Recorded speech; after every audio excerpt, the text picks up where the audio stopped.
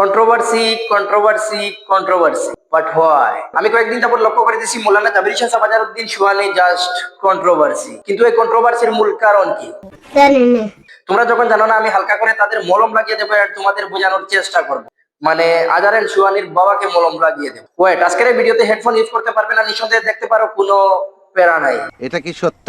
চলো শুরু করা যাক। যত যুবক হলে তোমার মেয়ে লইয়া তোমার বোন লইয়া জমিনের মধ্যে নাটক বানা, নির্লজ্জ বেহায়া লাখান জমিনের মধ্যে তুমি নাটক বানা।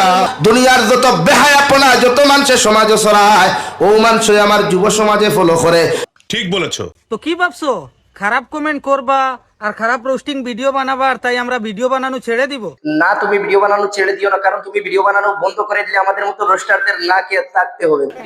বিশ্বাস করো, না খেয়ে থাকতে হবে। কখনো না, কারণ এই জায়গাতে আসতে আমার অনেক লাখ টাকা খরচও হয়েছে।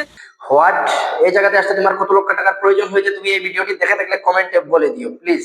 তুমি কমেন্টে বলে দিও, কারণ এত বিগ বাজেটের রিলস তুমি তৈরি করো যা দেখলে আমরা বুঝতে পারি। এক একটা রিলস ক্রিয়েট করার জন্য তোমাকে দুবাই, জাপান, আমেরিকার মতো দেশে লোকেশন খুঁজে বের করতে হয়।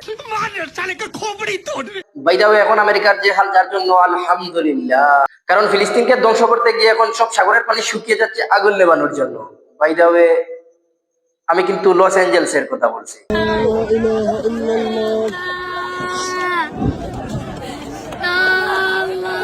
ये अभी ट्रेलर है, पिक्चर अभी बाकी है, मैं बोला है ना, पिक्चर अभी बाकी है। Picture coming soon.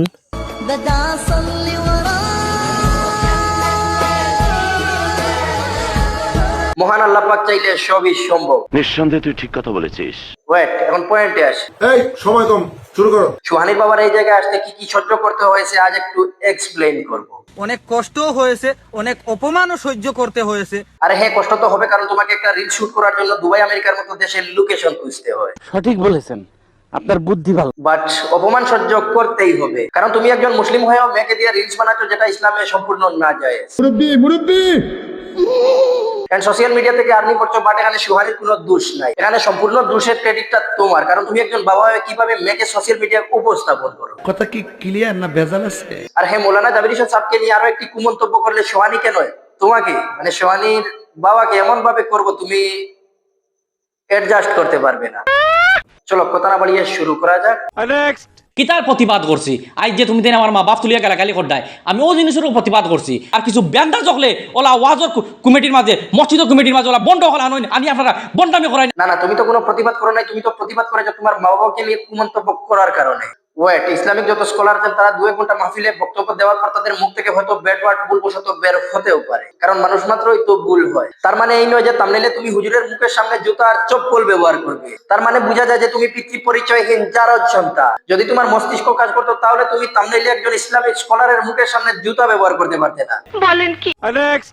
বর্তমানে ওয়াইজ নামে কয়েক বন্ড হতগু আসুন, যেগুনতে ওয়াজ করাত গিয়া বন্ডামি করুন, ওগুন্তর বিষয়ে আমি প্রতিবাদ করছি। তাতে আমার বাল ছেঁড়া গেল। আরে আমাদের বরাকভ্যালির মধ্যে প্রতিবাদী সুপরিচিত বক্তা হচ্ছেন মিস্টার আজহারউদ্দিন উর্ফে খাসা বাংলা অ্যাক্টর। তিনি আমাদের সামনে প্রতিবাদী ভিডিও উপস্থাপন করবেন মেয়েদের নিয়ে।